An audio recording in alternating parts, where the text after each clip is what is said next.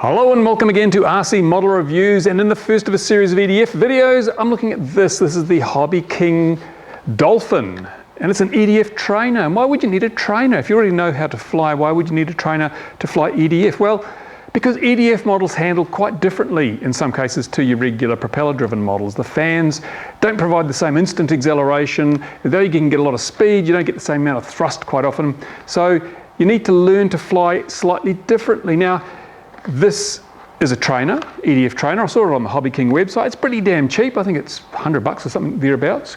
I'll put a link in the description of this video now, so you can go and have a look. It went together pretty damn quickly, as usual these days. These things all just clip together, and there was only a few issues I had with it. The first one was that the tail's held on with sticky tape. Honestly, it's got double-sided tape, holds the horizontal and vertical stabilizers in place, and I thought, it's a bit dodgy, taping on such an important part of the airframe, but it seems to be holding very rigidly, so I guess only time will tell if it really does hold up.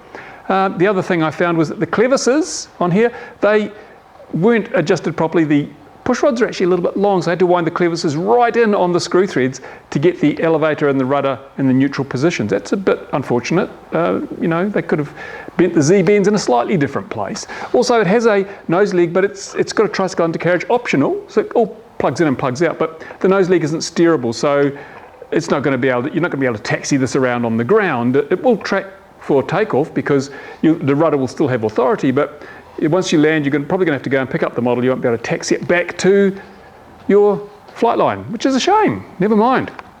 The little EDF, of course, is really little now. I suppose that's not a bad thing on a trainer because you don't want too much power. Power can get you into trouble if you're not used to it.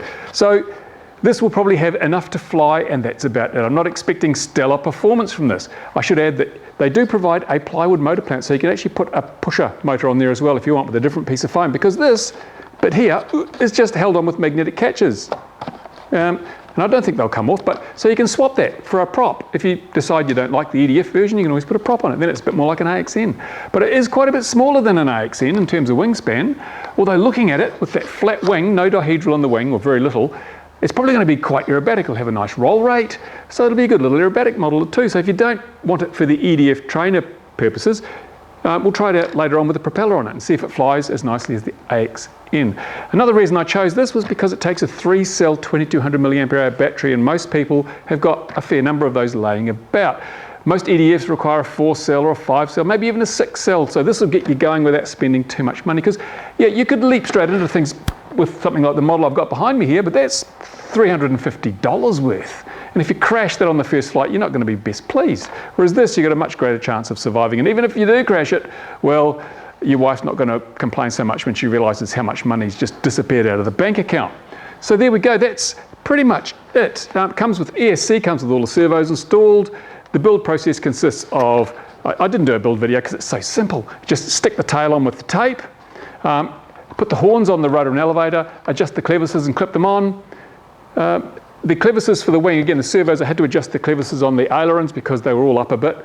Then you just basically put the fan on there, Velcro the ESC in place, put your receiver in, plug in all the servos, set up your throws, do your range check, and you're good to go. So that is the HobbyKing Dolphin EDF trainer. And next up, we'll have a look in the next video. I'll do a flight test of this. We'll see how it flies, because I think it looks like it could be quite reasonable. And then once we've done all that, I'm going to give this to Barry. This can be Barry's plane. And later on, we might just take off this little tiny, I don't know, what size is that? I don't have a ruler here, but I don't know, it must look like about a 65 millimeter, 60 mil fan, I don't know. It'll be in the specifications, but we might put a 70 mil on there and a 4-cell pack and just see what it's capable of. But in the meantime, thank you for watching. If you've got questions, put them on the bottom of this video. If you've got comments, put them on the bottom. If you liked it, give it a thumbs up so other people will find it. And watch out, we've got a whole lot more EDF videos coming. And I'm looking at this, it wouldn't be a bad FPV plane, would it? No prop in the way. FPV maybe. Yeah, let's see how we go. Thank you for watching. See you again very soon on RC Model Reviews.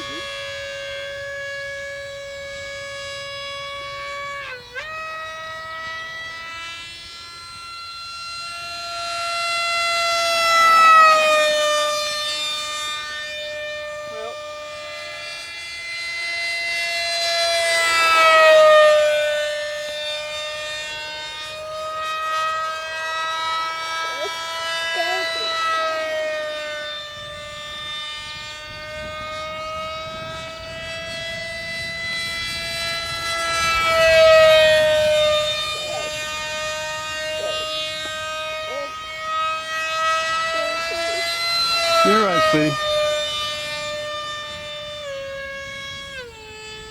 And no, I wasn't talking to Barry.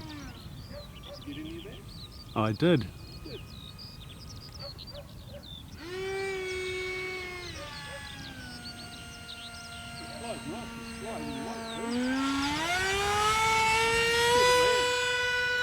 Certainly seems very steady.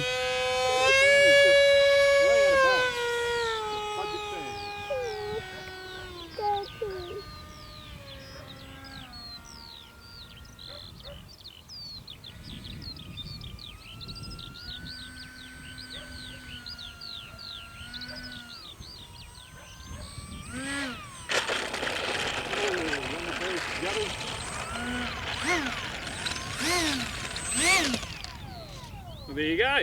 I'll give it a thumbs up. That's quite fun.